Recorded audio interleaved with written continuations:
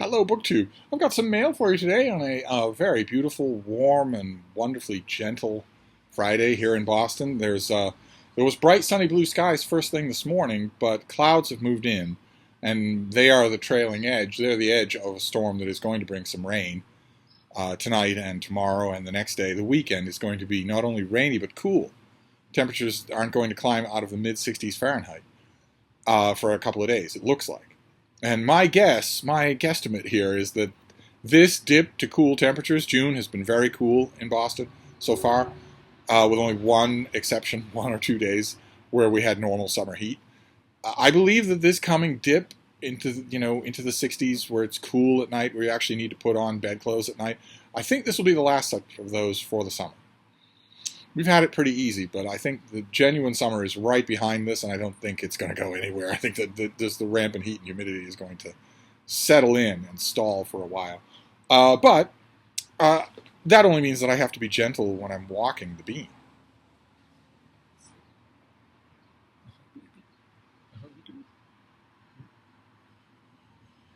Usually in her life, when it is really hot and humid, she wants to charge right ahead anyway. Lately, this year, I've noticed that in addition to being more cuddly and a lot lower key, she's also perfectly happy to call a halt to a walk if it's really warm. And even if she's not calling a halt, she also sometimes tends to stop her usual bustling and just sort of walk next to me. So I need to watch the heat for that, but not for any other reason. And I will sooner or later have to think about putting little AC units in the window. Not myself. I'm, of course, not going to wrestle them into the window. I'll have to draft somebody to do that. Maybe David Murphy, if he's here. I have the weakest possible units, the cheapest, weakest possible units, and they work just fine. They work absolutely just fine. Put one of those in the window, seal it all off, close the curtains for the whole summer. None of this open. Direct sunlight is going to warm a room by 5, 6, 7, even 10 degrees. Close the curtains. You're missing the bright side, the bright view of the daylight, but your rooms are going to be more inhabitable. Put one of those AC units in the window, put it on the lowest possible setting, and run it for an hour, and the room is suddenly completely habitable, comfortable. So sooner or later, I'm going to have to do that. I always tell myself I don't want to put the AC units in until the real dog days of summer, at the very end of July and the early part of August. But I always end up doing it. There's always one unbearable stretch in late June, so that I almost always have the units in before the 4th of July. Only for Frida's sake. If I look down to the foot of the bed when I'm reading, and she is sitting there just panting, with no exertion, it's just too hot, so she's panting, that's when I know that the little box fan is not cutting it, and that I need an AC unit. But we're not there yet. We're not going to be there for the next few days. And there's mail. And I'm a bit encouraged because yesterday's mail haul went well. And I was trying to downplay things, but a lot of you caught it anyway, that was because a lot of recent mail hauls have gone very badly. I know I mentioned them in that mail haul, but I was trying to downplay how badly. And I was once again right on the edge of saying, well, we're not going to do this anymore. I recognize the Christmas morning fun of opening packages contemporaneously with me getting them and getting my completely unvarnished first impressions of something. But and I love doing that too, and we've done it for years. But I don't want to run an obstacle course there. And it's not the end of the world if I show you books I've already opened. But yesterday worked, and it ended with a piece of tech. It ended with, where is it here? This thing. One of you sent me a Kindle Fire. A 5th generation Kindle Fire, an old thing came with this rubber case, and it beautifully fits in the hand. I read a lot on this, and in between that video and now, I've read a lot on this, and it is so convenient. And this case is terrific too. You can throw this thing around; you're not going to hurt it. I mentioned yesterday that this was just a normal Kindle, so it had the Amazon App Store, it had the Silk browser, the web browser, the Silk web browser, a whole bunch of other, Krusty the Clown version of normal everyday apps, and you can't get any of the real ones from the Amazon App Store. It's all the localized Amazon ecosystem. But this is not an Amazon device. This is just a basic Android device. that Amazon has done that too. They've made it into an Amazon zombie that can only respond to the Amazon world. And what can be made can be unmade. what as Sherlock Holmes says, what one man can devise, another can uncover. So I immediately went online to find out the newest, or the latest version of some step that would work to strip the Amazon skin off this and just make it an ordinary Android device. And, of course, I wasn't looking for the latest thing because this is an old machine. This has... You might want to be sitting down. This has an internal storage capacity of 6 gigs. I have comic book files that one alone is bigger than that. 6 gigs of storage is all you get on this thing. And since it has all that Amazon bloatware that absolutely cannot be removed from the device, you can't lower that, really. You've got very little to play with here. This is mainly meant for you to download Amazon book files, Kindle stuff. But I went through those steps. I stripped off the Amazon skin, and you can see what I did here. I made a file called bloatware and just put all the Amazon apps in there. Let's take a look at some of the junk that they give you. They get their own generic email. They've got Amazon Prime. They've got Audible. They've got Amazon Kids, Amazon Games. All that sort of stuff that is... I disabled all of it. I deleted as many things as I could, but most of it can't be deleted. So it's all just in that file. I put that in there so it wouldn't be hogging space. I downloaded the Google Play Store, and from there I was able to get Kindle Docs, I was able to get Voxer, I was able to get Real YouTube, I was able to get Gmail, I was able to get Read Era, the reading app, and the Barnes & Noble app. I was able to put Chrome on there so it can start to read files of mine. And through Chrome, I can also get to all of my Chrome bookmarks. Like Twitter and Instagram would not load on this device. It's just too old. So they wouldn't load on this. But they're there through the Chrome browser. If I go to the Chrome browser, I have access to my Chrome bookmarks. And they're right there. So I made a functional device out of this thing. The only thing I haven't done yet, of course, it has this banner of Amazon ads. And I don't want those. I don't want them on the device. But this thing was free. One of you very kindly sent this to me. I don't want to add prices to something that's free. I don't want to start paying. And I would have to pay Amazon to remove those. That banner ad at the top. I don't know of a way to get rid of that without paying them to do it. I'm not going to do that. So that's there. And I also haven't made my own wallpaper, my own desktop wallpaper there. I'm just using one of their stock things. But as you can see, in the course of 35 minutes, I turned this into a completely functional Android tablet with a neat little handy size and a wonderful rubberized display case. So that served to really perk up the email. I mean, I had to customize this thing, disable the automated listening device that's inside there so you don't have a spy in your own home. Go deep into the settings and disable the location finder. The easiest and first thing that you do to disable location devices is only the first thing you have to do. There's also a deeper location finder. You have to disable that too. I don't want anyone knowing where this thing is. I don't want anyone knowing where I am when I have this thing. Had to shut off all of the notifications, turn off all notifications, turn all alarms and signals of any kind to 0 volume, all that sort of stuff. I had to customize this thing. It was a wonderful hour. It takes about an hour to do, but that really turned around the mail haul. But anyway, let's start with the books here and see if we can have smooth sailing this time as well. Wouldn't that be nice to have smooth sailing this time as well? We'll take it very easy, and we'll back away from any obvious trouble spots. Oh, great. Okay. Is this the folks at Europa Press? Yes. They contacted me. This comes out in September. This is by Guzel Yakina, and it's called A Volga Tale. Fairly thick thing here. The author is an award-winning author, and this is translated by Polly Gannon and comes out in late September. In 2015, the author of this book took Russia's literary world by storm with her debut, Zulika Opens Her Eyes. It went on to win the Yasna Polanya and Big Book Awards and was translated into over 30 languages and was adapted into a television series. Good Lord. That's incredible. This is the author's second book, and it is set in the early period of Soviet history from the 1920s to the 1930s, and is a sweeping epic that tells the story of German colonies that settled along the banks of the longest river in Europe, the Volga River. So I guess this author didn't pull this book because it's set in historical Russia, the way Elizabeth Gilbert did. Great. Fantastic. So we're still allowed to read about Russia, instead of being told, no, you can't, or you'll be canceled. Great. So what do we got here? In 1762 and 1763, Catherine the Great, Empress of Russia, thanks Seymour, I kind of knew who she was, invited foreigners to settle in the deserted territories of the Russian Empire. In the century that followed, over 100 German colonies arose along the Volga River, eventually becoming the Volga German Soviet Republic.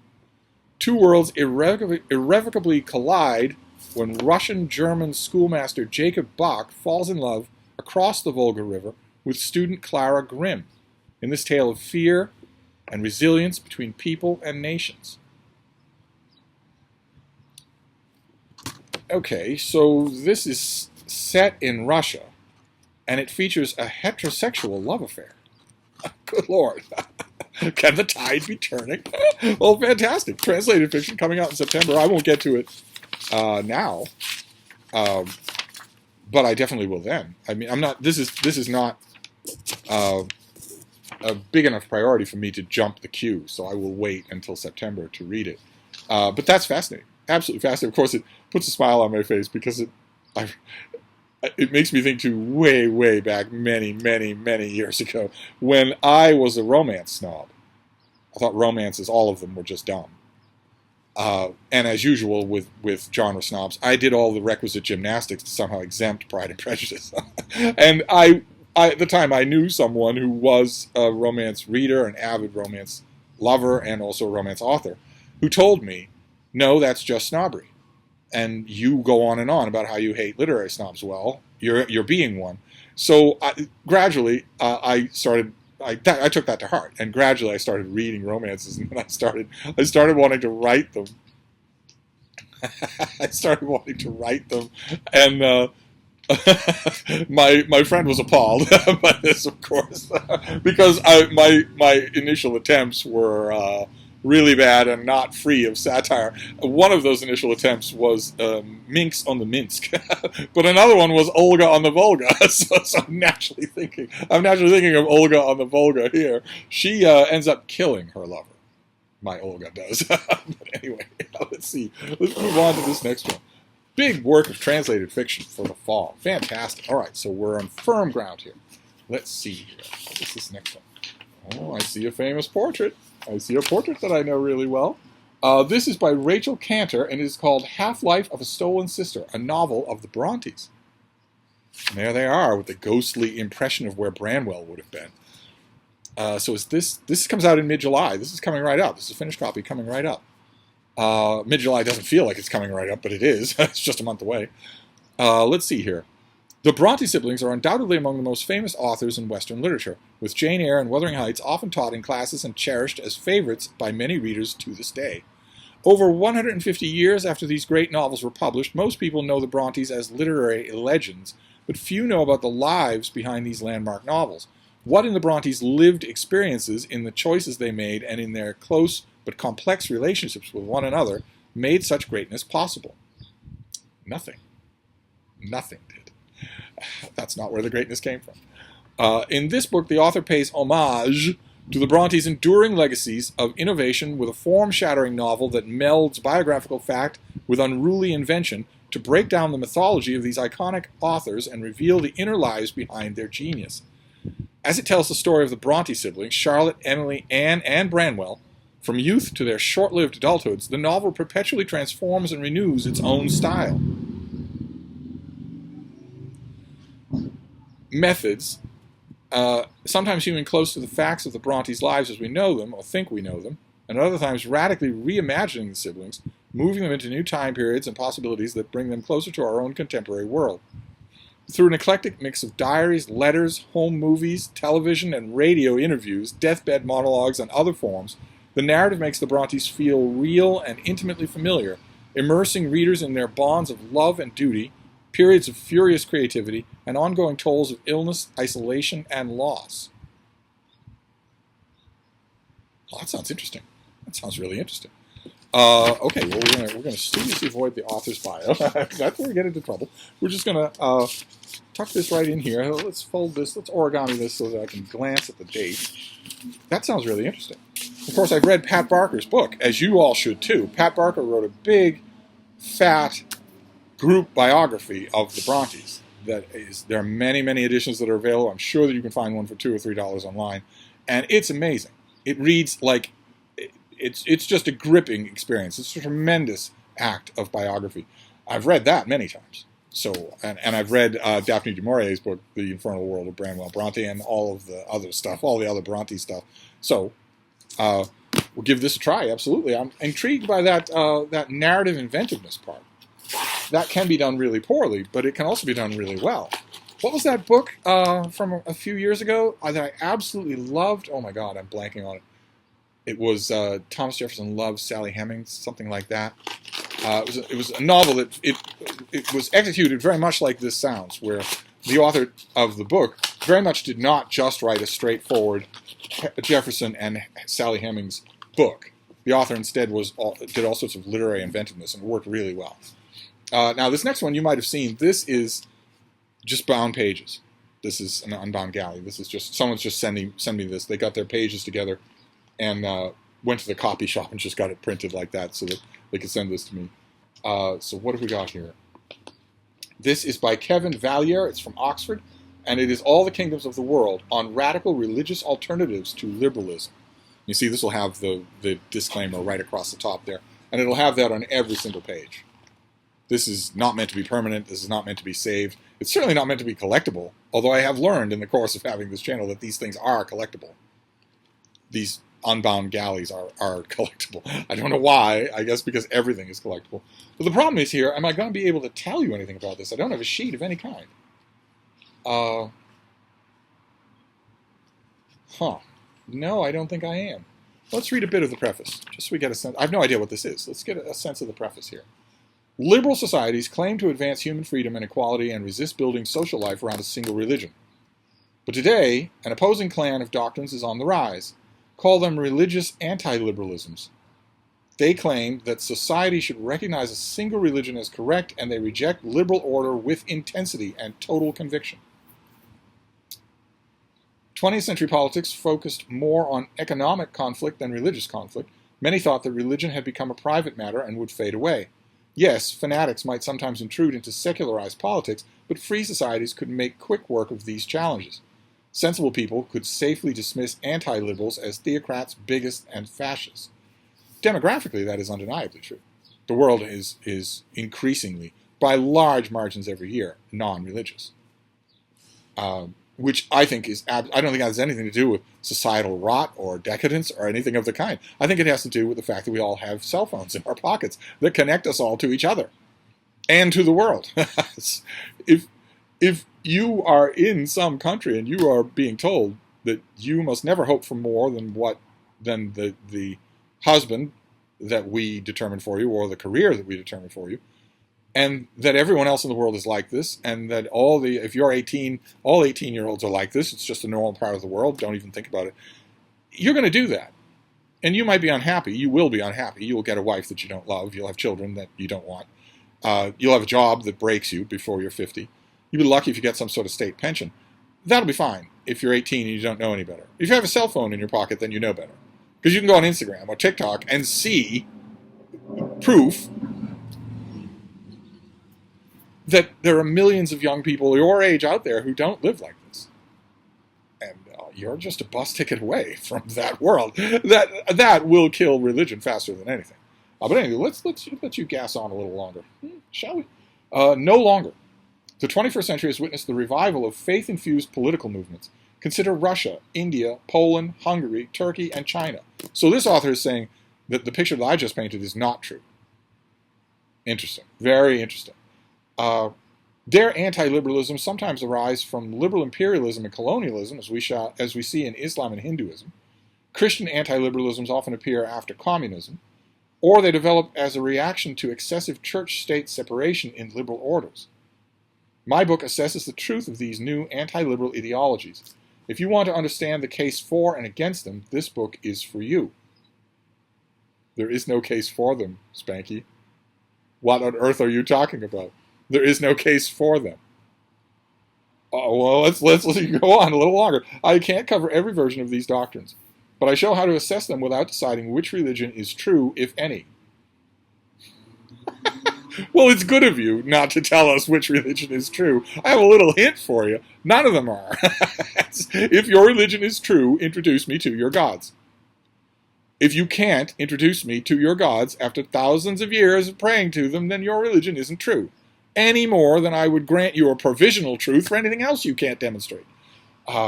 Anyway, so you're not gonna tell us which is true, if any. Okay. As a Christian, I see the attractions of these orders, but I also think highly of liberal society. Well, that's good of you. That's very good of you.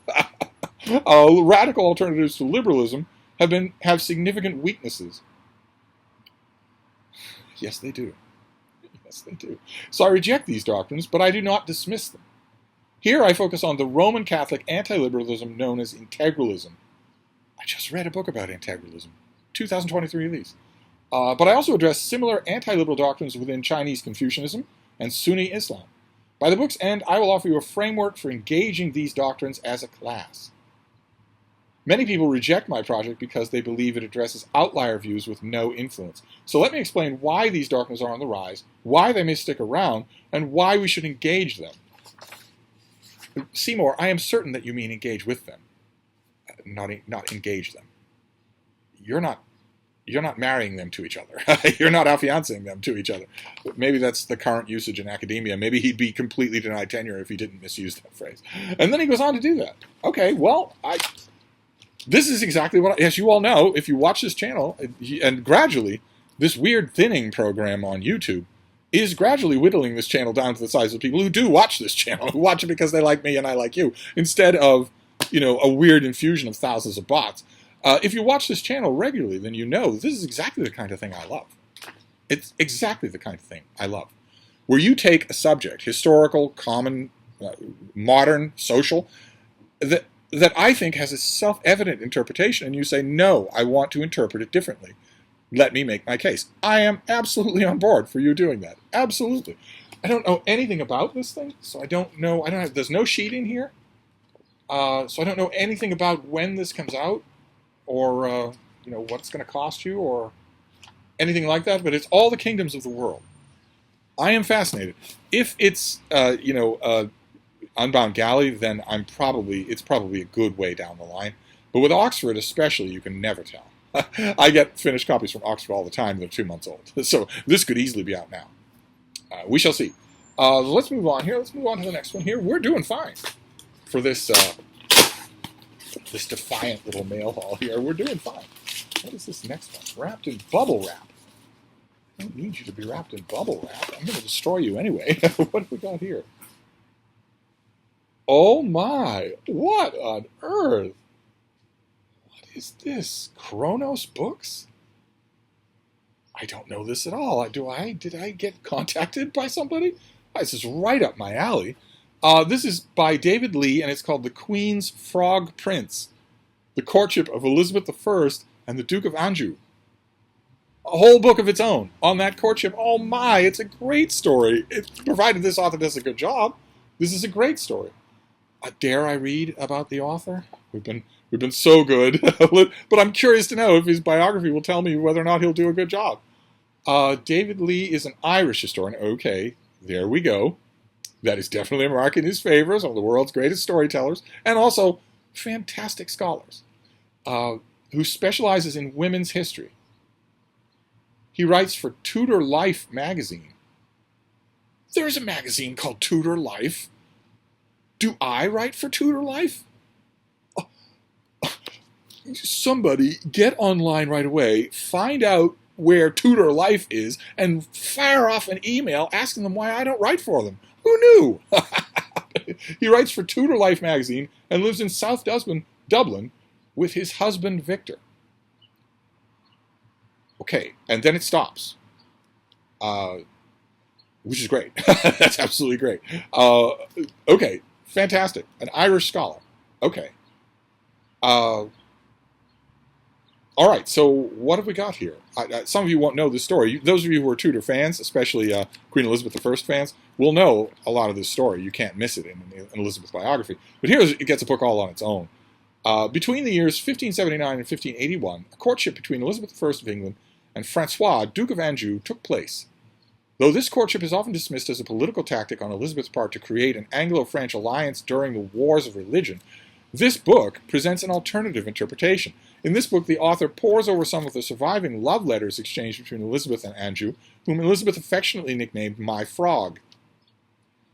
Lee suggests that although the courtship suited Elizabeth politically, it also blossomed into something much more complex, an affectionate bond, and that to understand Elizabeth as a woman, she must first be seen for who she was beneath all the vainglory and iconography. Oh, that sounds fantastic. And you know, in my own defense, when I have read, Elizabeth's biographies do treat this courtship that way. They do treat it exactly as the book says, as an entirely impersonal, cynical thing. And in my own defense, every time I've read a good Elizabeth I biography, we could really use a new one.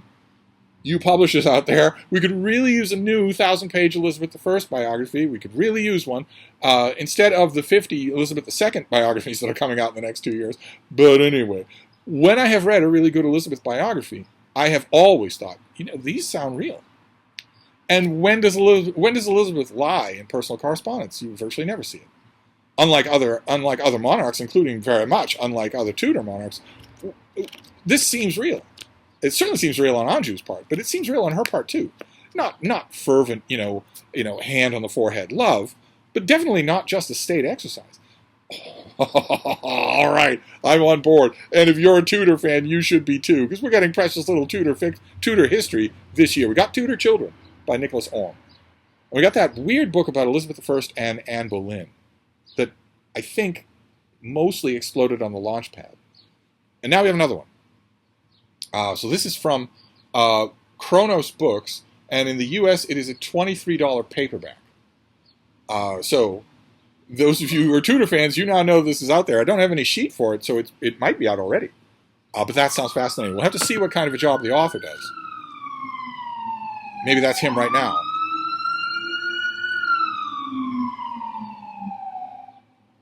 And I know that a lot of you worry, because in the course of we are now at 30 minutes, there have been 5 deafening sirens screaming by my house. And a lot of you worry about that. I want to stress, all of those sirens, as I always say, as I've been saying for years on this channel, there is no emergency. So don't let your bleeding heart get the best of you. There is no emergency. All of the sirens that you're hearing in the background of my videos are illegal. The driver of every one of those vehicles could be fined under the laws of the Commonwealth of Massachusetts, which make it illegal for you to flag your siren without a legitimate need. None of them have a legitimate need. They just don't want to wait for a red light on a hot day.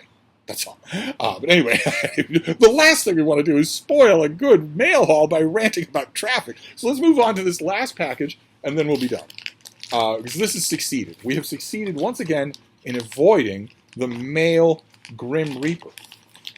Oh God! All right, this thing isn't coming. Now, yesterday, when I was wrestling with the package that this came in, I groused the Steve's rule that the harder it is to open a package, the less likely it is that what's inside will be worth the effort. And then it was a new piece of tech, so I sort of ate crow. So I'm going to try to be nicer about this package here. I'll try to be nicer about it, but it is, oh my God, it is not coming at all. Probably some self-published piece of poop that I have to take seriously. Let's just cut this to pieces and see. Oh my God! All right, well, Steve's rule definitely applies here, but we'll always rule of thumb: always have your scissors nearby. But remember, rule of thumb, especially you young people out there. I know a lot of people under the age of 15 watch my videos for Frida mostly, but. Always good to have scissors nearby, because if you're going to need them, and they're not going to be there unless you put them on a shelf nearby. But remember, once you're done using them, don't go right onto the thing. Take them up and put them back where they belong. Or sure as shooting, you are going to lean over and impale yourself on them. So don't do that. Perfectly good to have them nearby, but also you got to get rid of them. You got to put them back where they belong, especially scissors. But let's see the how I found Jesus in the bathtub thing that was the reason for all this stuff. Oh no! Oh my God, no! It happened again. It's more tech. You people are finally getting the rule here. Send me your tech. If you have tech you don't use, send it to me. Don't just let it sit there. Send it to me. I will give it a loving home. Oh, okay. So this thing comes with armor. Look at that. See, so this has a. You can use this as a stand in all directions. You can also use this as a handle to just hold it up like that. In an olive cover. What is this though? What is this? Does it have power? Is it powered up? Is this a Kindle Fire? Kindle makes fires this big, don't they? Yeah, it's a Kindle Fire. Oh my. Goodness gracious. Oh, all right, one of you must have emailed me about this and I must have just blown it off and forgot that it was coming. Because none of you ever, most of you don't know my mailing address, so you just, you have to email me to,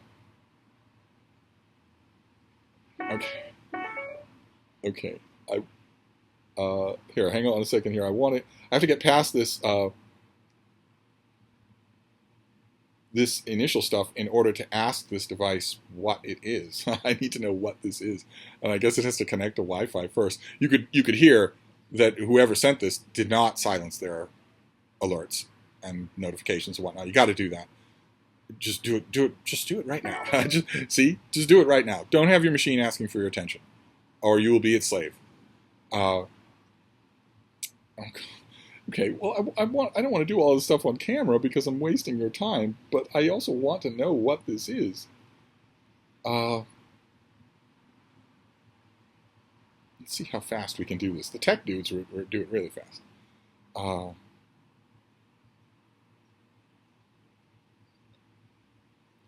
Wow, I have another piece of tech. How wonderful. How absolutely wonderful. Oh, thank you so much. Whoever sent this, thank you so much. Oh my God, no. What the? An automated... From watching movies and reading books to asking Alexa for the weather. I don't want an initial... Skip the video, good Lord. Okay, what have we got here? I'm almost there. Enable location devices? No. Send reports to Amazon? No. Save password? No. No. No. Don't do anything. Don't do anything like that. Make this tablet kid friendly. Now. Through all these things. So, screen lock. Not now. Don't screen lock anything. I don't want Audible. I don't want Philo, whatever that is. No, I don't want anybody. This is loaded with Amazon. I can tell already because it's asking me all these things about how much business I can give Amazon. This thing must be loaded with Amazon bloatware. So I'm going to have to do the same thing again. I'm going to have to find the 4-step. It's a 4-step process where you go into the Silk browser on the device. You don't need anything else. Just need this device. You go to the Silk browser. Need some web browser. Get on the web. You go to an AKP site where you can download 4 files. You need a Google framework thing, and then a Google Systems Manager, and then a Google Play Store Systems Manager, and then the Google Play Store itself. And you have to download them and get the right edition and the right accompanying thing for the specs of your device. So you have to learn those first. And then you have to install them. You install each of those things in order. So you need the bigger framework, then the slightly smaller framework, then the Google Play framework, and then Google Play itself.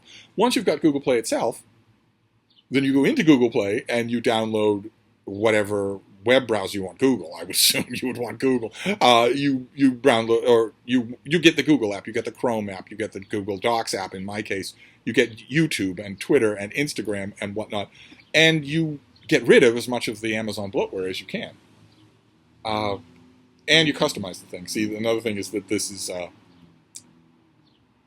going to sleep after 5 seconds. I go into the settings and say, don't ever go to sleep. I'll turn you off if I want to turn you off. But I think the reason why people would automatically set these things to go to sleep to power down in 5 minutes or something like that is because they're handing something like this to a kid. And a kid will just wander off and forget about it, and then it'll drain to zero, and you'll have to recharge the whole thing while they're screaming the whole time. But I'm just having to say not now over and over and over and over and over and over and over again. Oh, now, okay, this thing is offering me Instagram and Twitter, which it shouldn't do if it's only working off the Amazon App Store. I just want to get to the... Okay, there we go. Hello. No. Alexa is on your tablet. No. You can use your voice to open apps. No, I don't want Alexa. Disable Alexa. Absolutely. But it's not. You don't just disable Alexa. It's going to give you a big button that says disable Alexa. You absolutely should, and that goes for any device that you have up on a shelf that's listening to you. Disable it, unplug it, pull out the battery, the power source, whatever's in it, and once the power source is out of it, destroy the casing with a hammer. Don't destroy the casing with the power source in it, because a lot of them have been built to detonate if you do that, to catch fire if you do. They don't blow up like a bomb, but get rid of those devices. Pull the power source out of it, drown the power source in a full sink of water, and destroy the casing with a hammer until it's little bits and pieces, and then dispose of the whole thing and live without an in-home listening device, for God's sake. Yeah, I want to disable Alexa. And I want... Okay, so here's what we have here. See this? This is this is what the home screen of this thing looked like before I changed it. So it's got the Kindle app, which I will definitely keep. Once I sync that with my Kindle, it will have a lot of stuff on it. But most of the rest of this stuff, I don't want. I don't want... most of this is bloatware, and I don't want it. And it also does me no good. The Silk browser is terrible. I want Google. I want Google Chrome, all that sort of stuff. So I'm going to have to do the same thing with this thing. I'm going to have to take a half an hour, 45 minutes to download all the conversion tools to put the Google Play Store on here. I don't really have to. Once upon a time with something like this, if you wanted to do something like that, you had to totally root the device, where you wipe out its operating system and then... See, this is already fading. Here, go into Settings, Display, Sleep. After 1 minute of activity here, okay, so the biggest... It doesn't give me a never option. Sometimes they do. 30 minutes is what I want. Okay, so it's not constantly dimming on me. Once upon a time, that's what you had to do with something like this. You had to root it and rip every bit of an operating system off this, so you just had the computer itself, and then install an operating system. And I've done that successfully on some older devices. You install something really simple like Ubuntu, and you will have a perfectly functioning open source operating system. In this is not perfectly functioning. This is designed to function business to Amazon. And the problem with rooting a device all the way down to the ground like that is that you don't know it will reboot. You could be completely wiping the device and it might not come back, no matter what you do. So you're just killing it. You're bricking it. Whereas this way, I can just sort of give it the impression. I can give the Kindle the impression that it is being a good little Amazon worker bee, but it doesn't know that I'm using everything else, and I'm just ignoring all the rest of it. It doesn't know that. And no one's the harm, no foul, a victimless crime. How wonderful. How absolutely wonderful. Thank you so much, whoever sent this. All right, so one last thing before we wrap up. Let's go back to settings and see what this is. This is at 61% power. What is this, though? Is there an option here to tell me what the device is? Device options? Do you have anything to tell me about Fire Tablet? This is a Fire 11th generation of Fire HD10. Not a bad machine. If I remember correctly, the raw material here is really good.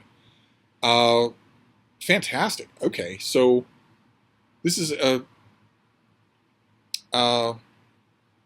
Kindle HD10, 11th generation. Okay, great. So what about storage? Does this have 6 gigs of storage? I sincerely hope not. No, it has 25 gigs of storage, and there's nothing on here except the bloatware that came with it. That's great. That's fantastic. That means that once this is domesticated, it'll have a lot of room on it. It's certainly with this little thing, just the normal suite of apps that I like to use on a daily basis used up all of the memory. I almost can't put any even ebooks on that thing, which are minuscule, because there's almost no room left at all. Right away, out of the starting gate, 6 gigs is really not of much use, although it's a great size. This is a bigger size, which would be less convenient, but it has this great handle. So you can put this in any position. I could hook this up on a shelf. I could hook it up on the counter while I'm shaving. Hook it up on my knee while I'm sitting there eating my rice. Oh boy. Oh, fantastic. All right, so this, I think I remember now the person who sent this to me. I remember because they said specifically that they didn't have a power cord for it. And they assumed I did, and I do. I have power cords for everything in the world. So that's what I'm going to do. I don't know how soon I'll do it. I'll do it, I hope, before tomorrow so I can report back. But, a lot of these things have to go. They don't have to go because I can't get them off the machine. But if I don't know if the tech guys can do this because they have an overhead camera. Let's see if we can do it. So you take Alexa, you press on it, and then you move Alexa into the same space as, let's say, Audible. Here, let's try that again. They make it look so easy. See? And they become a folder. That becomes a folder with those two things in it. Let's get out of that. Back to our home screen there. And then you just keep doing that. So shop Amazon, I can't get rid of it, but I can put it in a folder and get it off the screen. The Silk browser I'm going to need in order to root this thing. But what is this thing? The Amazon App Store. I am most certainly not going to need the Amazon App Store. So I can just get rid of that. I can't delete it, but I can get it so it's not hogging the screen. Right? I don't want it to hog the screen. Let's see here. This thing, whatever it is. No, don't need it. Off it goes. Prime Video, I sometimes might use that, but I don't need it hogging my space. Amazon Kids, new. Whatever this thing is, new. I have 2 junk folders here. I don't know that one will go inside the other. Is that right? What is this? Does that say? Microsoft 365. No, I'm not going to need that. I can't get rid of it, but I'm not going to need it. So in there it goes. The Silk browser I'm going to need. This thing that sometimes it wants to get away from you like that, but if you're careful, you can get rid of. See, I have these 2 junk folders now, but I'm not sure that I can put one inside the other. Actually, let's give that a try. See if we can put this junk folder inside that one. Just have one junk folder. That would be great. No, it's probably too big. Probably too big to fit. Yeah, it's too big to fit in there. All right, well, that's okay. Emails, I'm certainly not going to use Amazon's email. I want my own. Settings, you can't get rid of it and you don't want to, but I don't need it on the desktop. Same thing with this here. See? Just clean up the camera. I'm never going to use the camera. And then Goodreads, which is pretty interesting to have on the desktop. I might put that back. But it doesn't need to be there now. So there you go. See? That is much cleaner. Again, just like with that little device, I can't get rid of this banner unless I pay to get rid of it. Unless there's a way to do that. Probably there is a way to do that. I'll look on YouTube and see if there's a tutorial to get rid of this without paying for it. You have to usually pay to get rid of the ads on this thing. And then they're not all that intrusive. I just like this to be a normal device. I'd like it not to even ever remind me that it's an Amazon device.